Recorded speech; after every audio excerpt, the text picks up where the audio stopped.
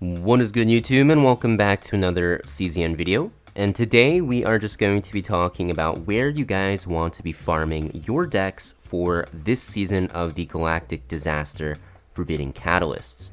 Now, the decks that you farm here are very important because you need to have decks from this season's Chaos Worlds, because from Laboratory 0, you will get a special save data marker on your save data, as you guys know, which will allow the save data to be used in this season's content. And this is very important because, one, we do have Kentris, which is like that crab boss, which you do want to clear out eventually to get the achievement rewards, but also because we have the next boss, as of recording this, releasing in 9 hours. And there's a ton of other Annihilation rewards. We get currency and also crystals, as you guys know, and even equipment, memory fragment upgrades. And when Great Rift releases next week, there's even more rewards to be had. So you definitely want to make sure that you are getting good save datas for the season on all of your built characters. Now, in terms of where you want to farm, there's going to be a specific difficulty that you want to avoid, and basically two that you are going to want to farm for the most part in once you get to them. So everything after difficulty 8, so difficulty 9, 10, and 11, you could see I didn't even unlock 11 yet because 10 is just that hard. Even though it looks like it's a good place to farm, because at first glance, the save data value isn't different at all from 8. Starting from 9, the last boss gets buffed with that rainbow effect, which basically effectively doubles their health and makes them have a scaling morale buff. So you want to make sure you avoid difficulty 9 and onwards. In fact, farming here is just not allowed. I'd say it's pretty much illegal because it's super hard, even though you can potentially get slightly better save data value. The thing is, you mostly want to do this just for the rewards, the first time rewards. And once you actually get these first time rewards, you just want to farm in World 8 and 7. Now, where you want to farm, it really comes down to you. Of course, the higher difficulty at difficulty 8 will give you higher save data value. In fact, I've seen this go up to tier 14, but honestly, you don't want to be re-observing too much because it wastes a lot of currency. I think anything from tier 12 and higher is okay, especially because if you go to Nightmare mode, you get to tier 13, and then that way your faint memory cap will go to 150.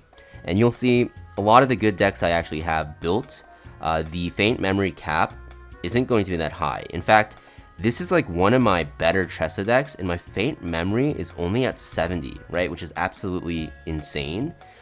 So I do have some good decks at low, faint memory count. Even this Hugo one, which is not this one, but this one.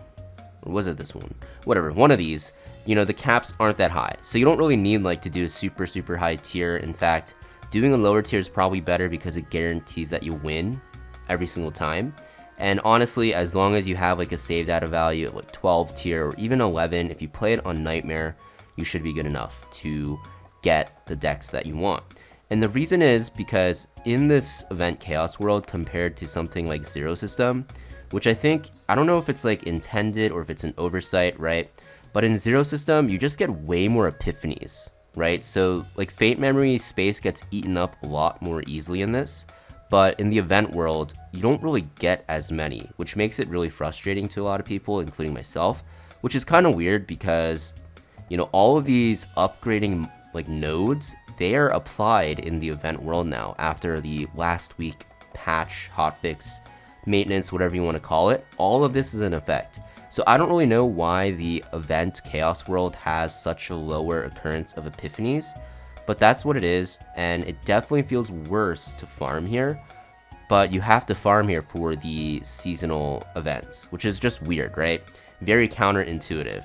There is new equipment, new fates, new cards, stuff like that, but for the most part, I think the deck's power levels that you get in the Chaos World definitely feel a little bit weaker, if not a lot weaker than the ones you get from Zero System.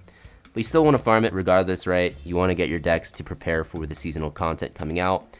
We don't know how difficult it'll be, if they'll make it even more difficult.